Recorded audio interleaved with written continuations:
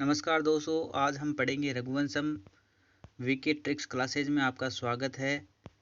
रघुवंशम जो है महान कवि कुलगुरु कालिदास द्वारा रचित रघुवंशम एक महान काव्य है।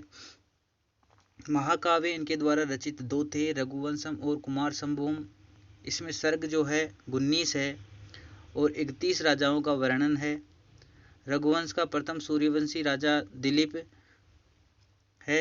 प्रारंभ जो होता है वैवस्वत मनु से होता है। और ये पूछा जाए कि रघुवंश का प्रथम सूर्यवंशी राजा कौन है, तो दिलीप माना जाएगा। मंगलाचरण है वह नमस्कारात्मक है, जो कि वागर्थाविव संप्रक्तो वागर्थ पतिपत्तये जगत पितरो वंदे पार्वती परमेश्वरो। पार्वती और परमेश्वर को नमस्कार करते हुए कवि कुलगुरु कालिदास ने ये मंगलाचरण की शुरुआत की है।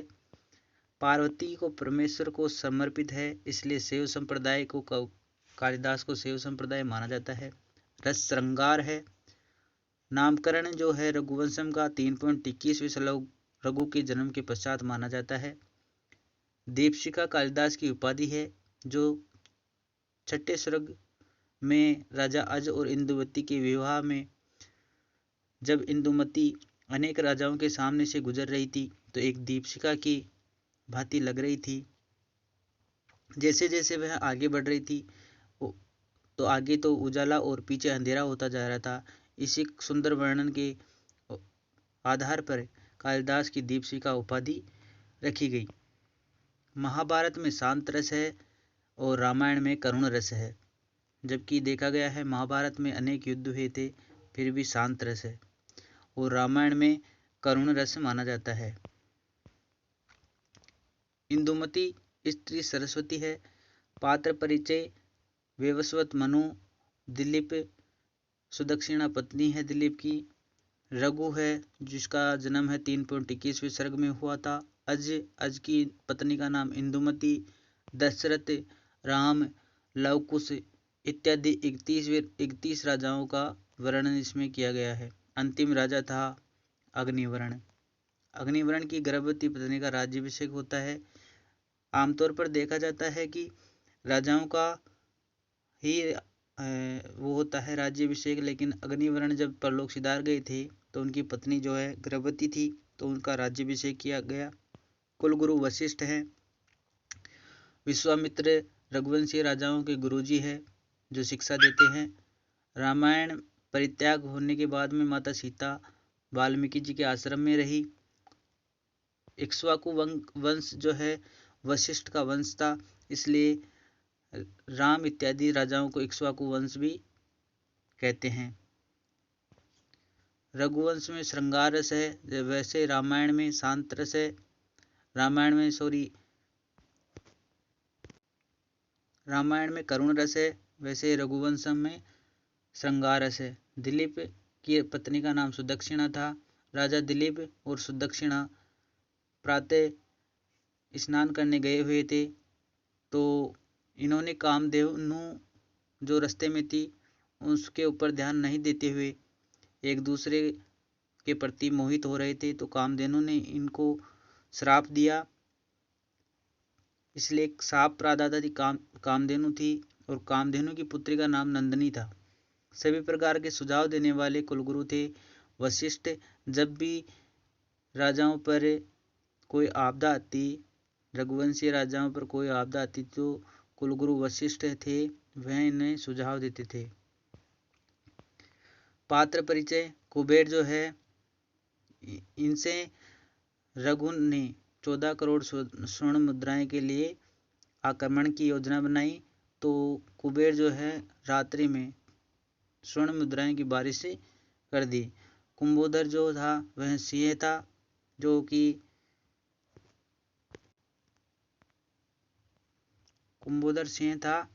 जो कि नंदिनी की माताजी कुंभोदर बनी थी। कोच से एक ब्राह्मण था जो रघु से 14 करोड़ स्वर्ण मुद्राएं मांगी थी। पहले स्वर्ग में राजा दिलीप और सुदक्षिणा का विवाह जीवन का एवं सुंदर एवं जीवन एवं संतानहीनता का वर्णन हुआ है। कुलगुरु वशिष्ठ के आदेश से नंदिनी की सेवा करने पर कामधेनु प्रसन्न होगी, वह पुत्र प्राप्ति का वरदान देगी। ऐसा जो है राजा दिलीप और सुदक्षिणा प्रातः जब भ्रमण पर निकले तो सुदक्षिणा और दिलीप आपस में मोहित हो रहे थे। माता कामधेनु पर इन्होंने ध्यान नहीं दिया और कामधेनु की अवहेलना की, उन्हें नमस्कार नहीं किया। इसलिए कामधेनु ने इन्हें श्राप दे दिया कि आप जो है संतानहीन रहोगे। इसके पश्चात जब कुछ दिनों तक इन्होंने संतान का अभाव देखा तो इन्होंने अपने कुलगुरु वशिष्ठ से पूछा कि इसका उपाय बताओ गुरुजी। तो उन्होंने कहा कि आप जो है माता का ऐसे अवहेलना की थी और उन्होंने संतानहीनता का आपको श्राप दिया था, इसलिए आप श्राप मुक्त होने के लिए उनकी पुत्री नंदिनी की सेवा करो और नंदिनी की सेवा करने से कामधेनु प्रसन्न होगी और आपको पुत्र प्राप्ति का वरदान देगी। इसलिए कुलगुरु वशिष्ठ के आदेश से नंदिनी की सेवा की और कामधेनु प्रसन्न भी हुई और इन्हें पुत्र का वरदान भी मिला। दूसरे सर्ग में है राजा दिलीप द्वारा नंदिनी की सेवा की। सेवा कितने दिनों की? तो 21 दिन की। 21 दिन के बाद में नंदिनी की माँ ने कुंभोदर नामक सिंह बनकर इनकी परीक्षा ली। कुंभोदर नाग सिंह बनकर नंदिनी को खाना चाहता था। दूसरे सर्ग में कुंभोदर नामक सिंह बनकर नंदिनी को खाना चाहता था एवं राजा दिलीप द्वारा प्राणों की प्रवाह के बिना नंदिनी को बचाया। इसलिए फिर कामधेनु प्रसन्न हुई। कामधेनु प्रसन्न होकर इन्हें पुत्र प्राप्ति का वरदान दिया। कामधेनु द्वारा दिलीप को पुत्र प्राप्ति का वरदान दिया गया दूसरे सर्ग में। तीसरे सर्ग में क्या है, रघु का जन्म हुआ और इसी सर्ग में रघुवंशम का नामकरण भी हुआ। रघु का बाल्यावस्था का विवरण है, इसमें दिग्विजय की यात्रा है। इसमें कहा गया है कि पश्चिम दिशा में सूर्य भी अपना ताप क्रम कम कर देता है। उस दिशा में रघु ने पांड्या राजों को हराकर अपनी दिग्विजय यात्रा पूर्ण की। इसलिए श्लोक है तस्यामेव रघु पांड्या जो है सुक्ति, इसमें व्यतिरेक अलंकार है। पांचवें सर्ग में कोत्स ब्रह्मचारी रघु से 14 करोड़ स्वर्ण मुद्राएं मांगता है और जब रघु के पास नहीं होती है तो वह कुबेर के ऊपर आक्रमण करने की सोचता है। इससे डरकर कुबेर रात्रि में स्वर्ण मुद्राओं की बारिश करता है और जब कोत्स को जब स्वर्ण मुद्राएं मिलती है तो यह जो है रघु को वरदान देता है और रघु को वरदान मिलता है पुत्र प्राप्ति का और फिर पुत्र का जन्म होता है अज का। इसलिए कुबेर पर आक्रमण प्रसन्न कोत्स से रघु को पुत्र प्राप्ति का वरदान दे दिया गया पांचवें सर्ग में। छठे सर्ग में अज और इंदुमती का विवाह है। अज और इंदुमती का विवाह छठे सर्ग में है और इसी सर्ग में कालिदास को दीपशिखा की उपाधि मिली। जब इंदुमती का स्वयंवर हो रहा था तो इंदुमती बेहद ही खूबसूरत प्रतिभा की धनी थी। जब इंदुमती अनेक राजाओं के सामने वरमाला लेकर जा रही थी तो जिस राजा के सामने इंदुमती होती थी वहाँ तो जैसे प्रकाशमान हो और वहाँ से जब आगे निकलती थी तो जैसे वहाँ अंधेरा छा गया हो। इसलिए इस श्लोक सूक्ति के माध्यम से कहा गया है संचारिणी दीपशिखेव रात्रो, जैसे रात्रि में दीपक की रोशनी होती है और जहाँ जहाँ दीपक जाता है प्रकाशमान होता है और उसके पीछे अंधेरा होता है। उसी प्रकार से सुंदर वर्णन को देखते हुए कालिदास को दीपशिखा की उपाधि मिली। आठवें सर्ग में अज इंदुमती का वियोग हो गया, दशरथ का जन्म हो गया। नवें सर्ग में दशरथ की युवावस्था थी और दशरथ द्वारा जब आखेट में निकलते हुए श्रवण कुमार की हत्या हुई तो श्रवण कुमार के पिताजी द्वारा दशरथ को श्राप दे दिया गया और उनको भी पुत्र की चाह में अनेक जतन करने पड़े। दशरथ द्वारा जात्यष्टि यज्ञ करवाया। 10वें सर्ग में रामादि 4 भाइयों का जन्म हुआ। 11वें सर्ग में स्वयंवर और विवाह हुआ राम जी का। 12वें सर्ग में वनवास, फिर सीताहरण, रावण वध, अयोध्या आगमन, सर्वाधिक प्राकृतिक वर्णन जो हुआ वह 12वें सर्ग में हुआ। और देखा गया है जब राम और सीता लक्ष्मण जब वन में गए थे तो वहाँ पर प्राकृतिक वर्णन तो स्वाभाविक है ही। तो जब पूछा जाए कि सर्वाधिक प्राकृतिक वर्णन किस सर्ग में हुआ तो 12वें सर्ग में हुआ। रघुवंश में राम का वर्णन कहाँ से कहाँ होता है तो 6 सर्गों में होता है। 10वें सर्ग से लेकर 15वें सर्ग तक रघुवंशम में राम जी का वर्णन होता है। 13वें सर्ग में अयोध्या आगमन, राज्याभिषेक की तैयारियां इत्यादि होती है। 14वें सर्ग में गर्भवती सीता का वाल्मीकि आश्रम में लवकुश को जन्म देना, सीता का परित्याग, यह 14वें सर्ग में है। जब राम और सीता अयोध्या वापस आ गए थे तो एक दुर्मुख नाम के गुप्तचर द्वारा जब सीता के रावण के पास रुकने के पश्चात गर्भवती हो गई थी तो उसके ऊपर अनेक प्रजावासियों के कुछ अलग अलग मत थे। तो उस गुप्तचर ने कहा कि लोग चाहते हैं कि सीता का चरित्र शायद खराब है। तो राम ने इस अवहेलना को समझते हुए सीता का परित्याग किया। सीता का परित्याग किया गया जब लक्ष्मण ने सीता जी को छोड़ने भेजा।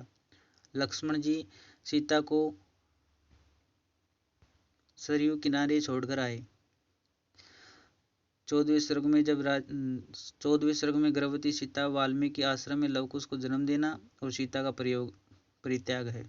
15वें सर्ग में राम द्वारा अश्वमेध यज्ञ कराना, राम सीता इत्यादि का मिलन हो गया, सीता का रसातल में प्रवेश हो गया और राम का स्वर्ण स्वर्ग आरोहण हो गया। स्वर्ग में जो राम जी चले गए और सीता माता पाताल लोक के द्वारा स्वर्ग लोक में पधार गई।